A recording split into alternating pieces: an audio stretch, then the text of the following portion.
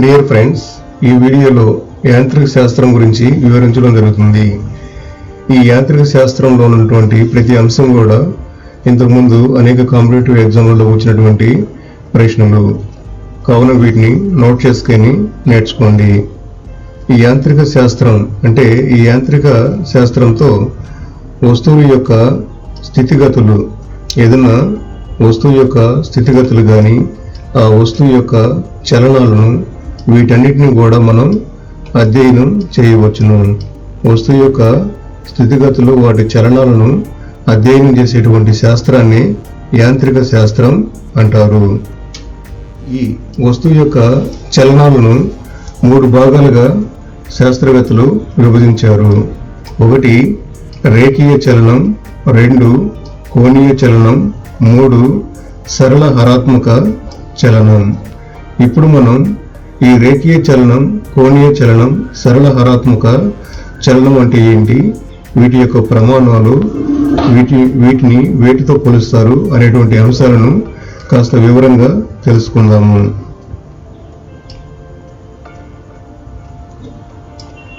రేఖీయ చలనం అంటే ఏదైనా ఒక వస్తువు సరళ రేఖ మార్గంలో ప్రయాణిస్తే దాన్ని రేఖీయ చలనం అంటారు. ఈ పాయింట్ చాలా ఇంపార్టెంట్, నోట్ చేసుకోండి. రేఖీయ చలనం అంటే ఒక వస్తువు సరళ రేఖ మార్గంలో ప్రయాణిస్తే దానిని రేఖీయ చలనం అంటారు. ఉదాహరణకు రైలు, అలాగే సరళ రేఖలో ఉన్నటువంటి రోడ్డు మార్గం గుండా ప్రయాణించినటువంటి వాహనాలు, నదిలో నీరు ప్రవహించడం, ఇవన్నీ కూడా రేఖీయ చలనాలకు ఉదాహరణ. ఇప్పుడు మనం దూరం అంటే ఏంటో తెలుసుకుందాము. దూరం అంటే గమనంలో ఉన్నటువంటి వస్తువు ప్రయాణించేటువంటి మార్గాన్ని దూరం అంటారు. ఏదైనా ఒక వస్తువు చలిస్తూ ఉన్నప్పుడు, అంటే అది ప్రయాణిస్తూ ఉన్నప్పుడు గమనంలో ఈ గమిస్తూ ఉన్న వస్తువు ప్రయాణించేటువంటి ఈ యొక్క మార్గాన్ని దూరం అంటారు. అంటే ఉదాహరణకు ఇక్కడ ఒక వస్తువు లేదా ఉంది అనుకుందాము, లేదా ఒక మనిషి, ఇతను ఈ ఏ అనే ప్రాంతం నుంచి బి అనే ప్రాంతం వరకు చలించాడు. అంటే ఇతను చలిస్తూ ఉన్నాడు, అతను ఏ అనే ప్రాంతం నుంచి బి అనే ప్రాంతం వరకు ప్రయాణించాడు. ఈ ప్రయాణించినటువంటి ఈ మార్గాన్ని దూరం అంటారు. ఇది చాలా ఇంపార్టెంట్, నోట్ చేసుకోండి. దూరం అంటే గమనంలో ఉన్న వస్తువు ప్రయాణించేటువంటి మార్గాన్ని దూరం అంటారు. ఈ దూరానికి ప్రమాణాలు సెంటీమీటర్, దీన్ని సిఎంతో సూచిస్తారు. మీటరు, దీన్ని ఎంతో సూచిస్తారు. దూరానికి ప్రమాణాలు సెంటీమీటరు, మీటరు. ఈ దూరం అనేది ప్రాథమిక రాశి కింద వస్తుంది. దూరము లేదా పొడవు అనేది ప్రాథమిక రాశి. అంటే ఇంతకుముందు మనం రాశుల గురించి కూడా ఈ మైవోని అకాడమీలో వివరించాము. ప్రాథమిక రాశి, అలాగే ఉత్పన్న రాశి అని వివరించాము. ప్రాథమిక రాశి అనేది దేని మీద ఆధారపడదు, దీనిని ప్రాథమిక రాశి అంటారు. సో ఈ ప్రాథమిక రాశికి పరిమాణం మాత్రమే, ఈ దూరానికి పరిమాణం మాత్రమే ఉంటుంది, కానీ దిశ అనేది ఉండదు. ఇది చాలా ఇంపార్టెంట్, నోట్ చేసుకోండి. ఈ దూరానికి పరిమాణం ఉంటుంది, దిశ అనేది లేదు. ఈ దూరం అనేది అదిశ రాశ. కాంపిటేటివ్ ఎగ్జామ్లో దూరము అదిశ రాశ లేదా సదిశ రాశ అని ప్రశ్న అడుగుతుంటారు. దానికి సమాధానం అదిశ రాశ. అలాగే కాంపిటేటివ్ ఎగ్జామ్లలో దూరానికి పరిమాణం ఉంటుందా లేదా దిశ ఉంటుందా అని అడిగినప్పుడు దూరానికి పరిమాణం ఉంటుంది, ప్రత్యేకమైన దిశ అనేది ఉండదు. ఈ పాయింట్లన్నీ కూడా చాలా ఇంపార్టెంట్, నోట్ చేసుకోండి. ఇప్పుడు మనం స్థానభ్రంశం గురించి తెలుసుకుందాము. చాలా మంది ఈ విషయాలలో చాలా వరకు కన్ఫ్యూజ్ అవుతూ ఉంటారు. ఇక్కడ నేను దీన్ని చాలా చక్కగా వివరిస్తాను. స్థానభ్రంశము అంటే ఒక వస్తువు ఇక్కడ ఏ అనే పాయింట్ ఉంది, ఈ పాయింట్ నుంచి బి వరకు చలించింది. మరలా ఈ బి అనే పాయింట్ నుంచి సి పాయింట్ వరకు ప్రయాణించింది. మరలా సి పాయింట్ నుంచి డి ప్రాంతం వరకు ప్రయాణించింది. మనం స్థానభ్రంశం అంటే ఈ మొత్తం ఉన్నటువంటి దూరాన్ని లెక్క వేయకూడదు. ఇప్పుడు ఏ పాయింట్ కి డి పాయింట్ కి మధ్య ఉన్నటువంటి ఈ దూరాన్ని లెక్కించాలి. ఈ ఏ పాయింట్ డి పాయింట్ మధ్య ఉన్నటువంటి ఈ దూరాన్ని స్థానభ్రంశం దూరంగా గుర్తిస్తారు. దీన్ని స్థానభ్రంశంగా గుర్తిస్తారు. ఇప్పుడు దీన్ని మరి కొంచెం వివరంగా మీరు ఇక్కడ పరిశీలించండి. దూరాన్ని మనం ఇక్కడ ఎస్ తో సూచిస్తున్నాము. దూరం అంటే ఈ మొత్తం ఏ నుంచి బికి, బి నుంచి సికి, సి నుంచి డికి ఉన్నటువంటి కొలతను దూరం అంటారు. స్థానభ్రంశము అంటే ఈ స్థానభ్రంశాన్ని ఎస్ బార్గా సూచిస్తున్నాము. నోట్ చేసుకోండి. ఈ స్థానభ్రంశం అంటే ఏకి డికి ఉన్నటువంటి ఈ కొలతను, ఓకే, దీనిని స్థానభ్రంశము అంటారు. ఒక ఉదాహరణకు ఇక్కడ నుంచి ఇక్కడికి 10 సెంటీమీటర్లు అనుకుందాము, 10 మీటర్లు అనుకుందాము. అలాగే ఇక్కడ నుంచి ఇక్కడికి 5 మీటర్లు అనుకుందాము. ఈ నుంచి ఇక్కడికి ఒక 10 మీటర్లు అనుకుందాము. ఇక్కడ నుంచి ఇక్కడికి 7 మీటర్లు అనుకుందాము. ఇప్పుడు ఈ యొక్క దూరము అంటే టోటల్ గా ఎంత అవుతుంది అంటే 10 + 5 + 10 25 మీటర్లు. 25 మీటర్లు. అలాగే స్థానభ్రంశం అంటే ఏ నుంచి డికి ఉన్న కొలత 7 మీటర్లు. ఇది ఇప్పుడు మీకు ఈ స్థానభ్రంశానికి దూరానికి మధ్య ఉన్నటువంటి తేడా అర్థమై ఉంటుంది. ఈ యొక్క స్థానభ్రంశము దూరము ఈ రెండింటిని కూడా సెంటీమీటరు, మీటర్లతో కొలుస్తారు. ఈ స్థానభ్రంశం అన్నది సదిశ రాశి. ఈ స్థానభ్రంశానికి దిశ, పరిమాణము రెండు ఉంటాయి. ఇది నోట్ చేసుకోండి, చాలా ఇంపార్టెంట్. స్థానభ్రంశం అనేది సదిశ రాశి. ఈ స్థానభ్రంశానికి దిశ, పరిమాణము రెండు ఉంటాయి. అలాగే ఈ స్థానభ్రంశం అనేది ఉత్పన్న రాశి కేటగిరీలో వస్తుంది. ఇప్పుడు స్థానభ్రంశము దూరం గురించి తెలుసుకుందాము. ఒకవేళ వస్తువు వృత్తాకారంగా ఉన్నటువంటి ఈ వృత్తాకార వలయంలో ప్రయాణం చేసినట్లు అయితే ఈ ఏ అనే పాయింట్ దగ్గర ప్రారంభించి ఇలా బి అనే పాయింట్కు చేరి మరలా బి అనే పాయింట్ నుంచి ఏ పాయింట్కు ఇట వలయాకారంలో ప్రయాణించినప్పుడు దీని యొక్క ఎస్ అంటే దూరము. ఈ ఏ నుంచి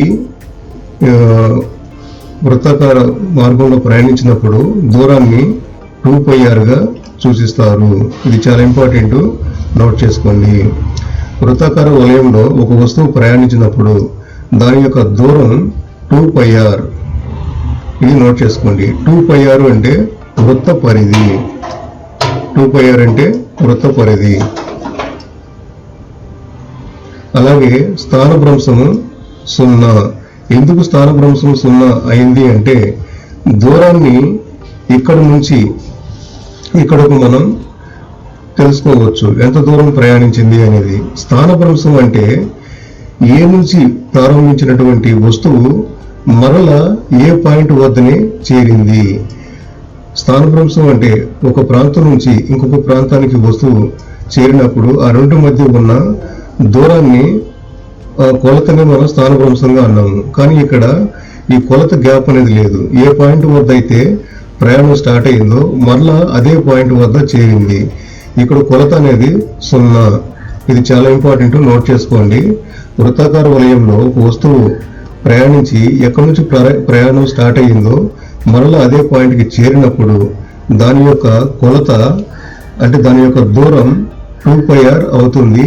దాని యొక్క స్థానభ్రంశము 0 అవుతుంది. ఈ రెండు పాయింట్లు చాలా ఇంపార్టెంట్, నోట్ చేసుకోండి. అలాగే మనం ఏదన్నా ఒక వస్తువును ఒక సీలింగ్ కు వేలాడించి, స్టాండ్ కు వేలాడించి అటు ఇటు కదిపినప్పుడు అర్ధవృత్తాకారంలో ప్రయాణిస్తుంది. అర్ధవృత్తాకారంలో ప్రయాణించాలంటే ఇక్కడ ఈ చిన్న డయాగ్రామ్ ని పరిశీలించండి. ఇక్కడ ఒక వస్తువును వేలాడదీసి దీనిని అటు ఇటు కదిపినప్పుడు ఆ వస్తువు ఇక్కడ నుంచి ఇక్కడకు, ఈ వైపుకు, అలాగే ఈ వైపు నుంచి ఈ వైపుకు ప్రయాణిస్తుంది. ఇది అర్ధవృత్తాకారంలో ప్రయాణిస్తుంది. దీని యొక్క ప్రయాణించినటువంటి దూరాన్ని మనం ఇలా తెలుసుకోవచ్చు. అంటే ఈ పాయింట్ నుంచి ఏబిసి, అలాగే సిబిఏ, ఈ పాయింట్ నుంచి ఇక్కడికి వెళ్ళి మళ్ళీ ఇక్కడికి వస్తుంది.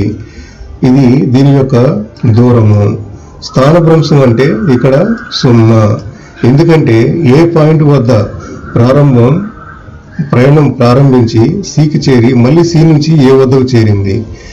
ఇక్కడ అదే పాయింట్ వద్దకు చేరింది కాబట్టి ఇక్కడ కొలత లేదు కనుక దీని యొక్క స్థానభ్రంశము 0. ఈ పాయింట్లు నోట్ చేసుకోండి. అలాగే ఒక వస్తువును కింది నుంచి మనము చక్కగా పైకి విసిరేసినప్పుడు, అంటే ఏ పాయింట్ వద్ద ప్రారంభించి బి పాయింట్ వద్దకు ఇక్కడ వరకు చేరి, అంటే ఏదైనా ఒక వస్తువును నిట్టనిలువుగా మనం విసిరేసినప్పుడు ఏ నుంచి బికు చేరి మళ్ళీ బి నుంచి ఏ వద్దకు పడుతుంది. దీని యొక్క దూరం అప్పుడు ఏబి ప్లస్ డిఏ, అంటే ఇక్కడకున్న దూరాన్ని ఒక 10 సెంటీమీటర్లు లేదా 10 సెంటీమీటర్లు అనుకుంటే, అలాగే బి నుంచి ఏకు ఉన్న దూరం కూడా 10 సెంటీమీటర్లు, అప్పుడు మొత్తము 20 సెంటీమీటర్లు అవుతుంది. ఈ దూరము 20 సెంటీమీటర్లు. దీని యొక్క స్థానభ్రంశం అంటే మళ్ళా ఎక్కడైతే వస్తువు విసిరివేయబడిందో అదే స్థానం వద్దకు చేరింది కాబట్టి ఇక్కడ దూరం, ఇక్కడ కొలత అనేది ఉండదు. దీని యొక్క స్థానభ్రంశం అనేది 0. ఈ పాయింట్ చాలా ఇంపార్టెంట్, నోట్ చేసుకోండి. ఒక వస్తువును నిట్టనిలువుగా విసిరివేసినప్పుడు ఆ వస్తువు ఈ ఏ నుంచి బికు ప్రయాణించి మళ్ళీ బి నుంచి ఏకు చేరుతుంది. ఇందులో దూరం అనేది ఉంది.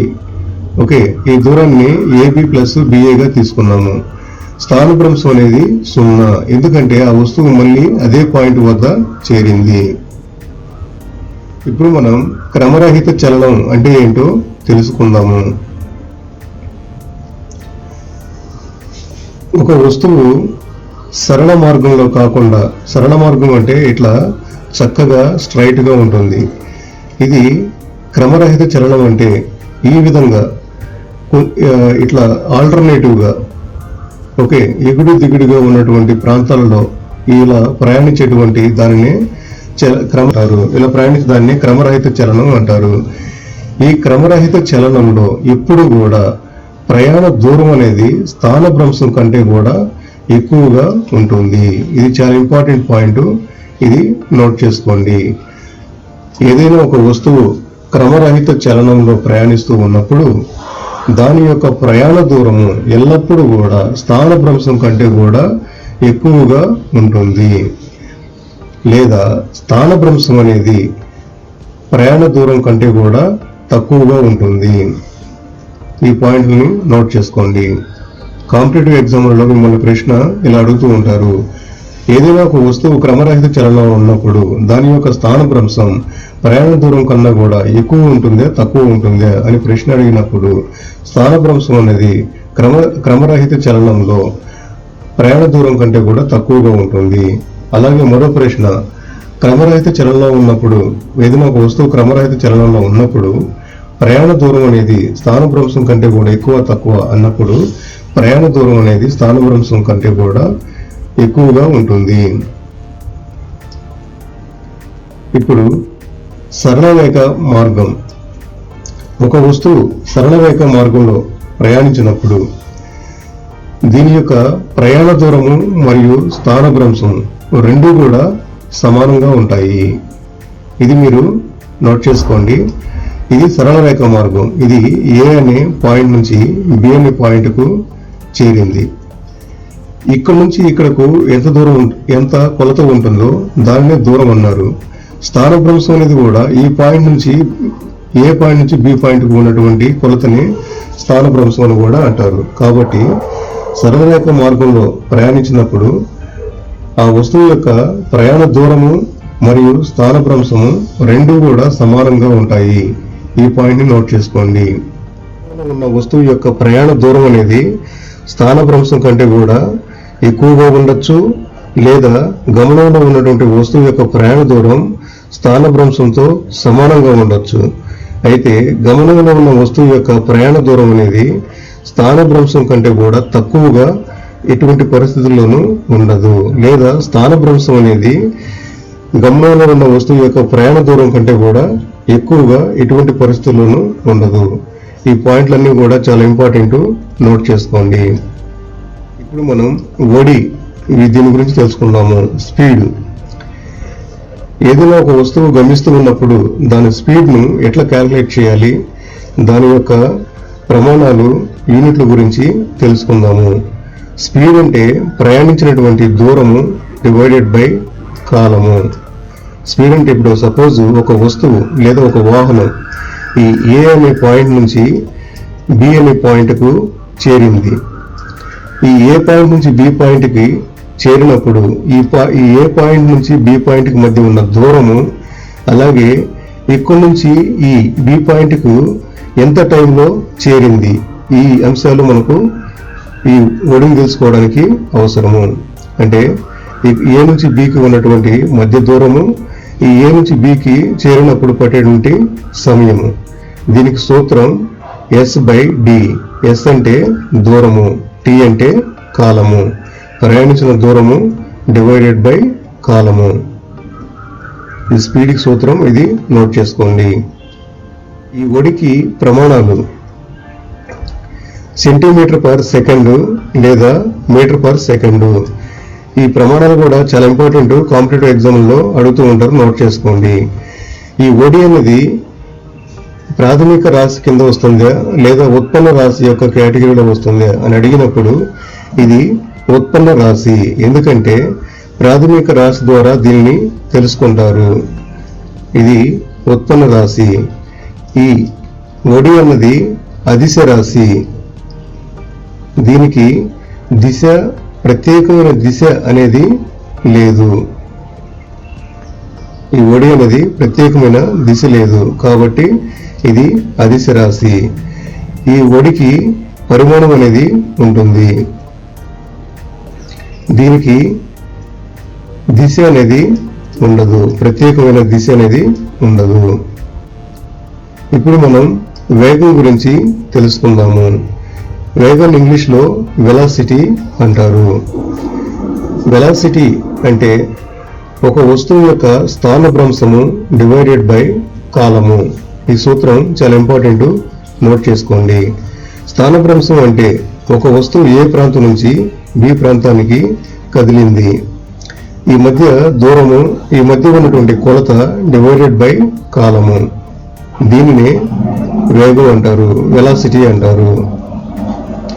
ఈ వేగానికి ఒడికి తేడాలలో చాలా మంది కన్ఫ్యూజ్ అవుతుంటారు. ప్రయాణించిన దూరం డివైడెడ్ బై కాలాన్ని ఒడి అంటారు. ప్రయాణించిన దూరం వేరు, స్థానభ్రంశం వేరు.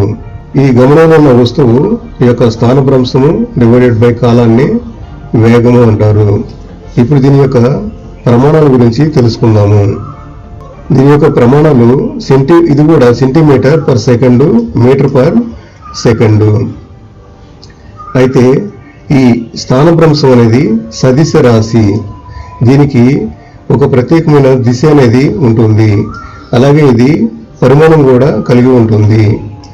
సో ఈ పాయింట్లు చాలా ఇంపార్టెంట్, నోట్ చేసుకోండి. తర్వాత త్వరణం గురించి తెలుసుకుందాము. దీన్ని ఇంగ్లీష్లో యాక్సిలరేషన్ అంటారు. త్వరణం అంటే గమనంలో ఉన్నటువంటి వస్తువు దీని యొక్క వెలాసిటీని చేంజ్ చేస్తూ ప్రయాణించినప్పుడు, అంటే దీని యొక్క వేగంలో మార్పు చెందుతూ ప్రయాణించినప్పుడు దీ ప్రయాణానికి పట్టినటువంటి కాలం, ఈ రెండింటిని పరిగణలోకి తీసుకుంటారు. వేగంలో మార్పు రేటు డివైడెడ్ బై కాలం యొక్క మార్పు రేటుని త్వరణం అంటారు. ఈ సూత్రం చాలా ఇంపార్టెంట్, నోట్ చేసుకోండి. త్వరణం అంటే వేగం మార్పు రేటు డివైడెడ్ బై కాలం మార్పు రేటును త్వరణం అంటారు. ఈ త్వరణంలో రెండు రకాలు ఉంటాయి. ధన త్వరణం, రుణ త్వరణం అనేది ఉంటుంది. వేగ మార్పు రేటు పెరుగుతూ ఉన్నప్పుడు దానిని ధన త్వరణం అంటారు. అలాగే వేగంలో మార్పు రేటు తగ్గుతూ ఉన్నప్పుడు దానిని రుణ త్వరణం అంటారు. ఈ పాయింట్లు ఇంపార్టెంట్, నోట్ చేసుకోండి. ఏదైనా ఒక వస్తువు దాని వేగ రేటుని మార్చుకుంటూ అంటే మారుస్తూ ఉన్నప్పుడు, దాని వేగ రేటు పెరుగుతూ ఉన్నప్పుడు దానిని ధన త్వరణం అంటారు. గమనంలో ఉన్న వస్తువు తన వేగ రేటుని మార్చుకుంటూ ఉన్న సందర్భంలో ఆ వేగ రేటు తగ్గుతూ ఉన్నప్పుడు దానిని రుణ త్వరణం అంటారు. ఇది చాలా ఇంపార్టెంట్, నోట్ చేసుకోండి. ఇప్పుడు రేఖీయ ద్రవ్య వేగం గురించి తెలుసుకుందాము. రేఖీయ ద్రవ్య వేగానికి సూత్రం m×v. m అంటే ద్రవ్యరాశి, v అంటే వేగము. ఇది చాలా ఇంపార్టెంట్, నోట్ చేసుకోండి. రేఖీయ ద్రవ్య వేగం ఎగ్జామ్లో అడిగినప్పుడు m×v అంటే ద్రవ్యరాశి ఇంటూ వేగము. ఈ ద్రవ్యరాశి ఇంటూ వేగాన్ని రేఖీయ ద్రవ్య వేగం అంటారు.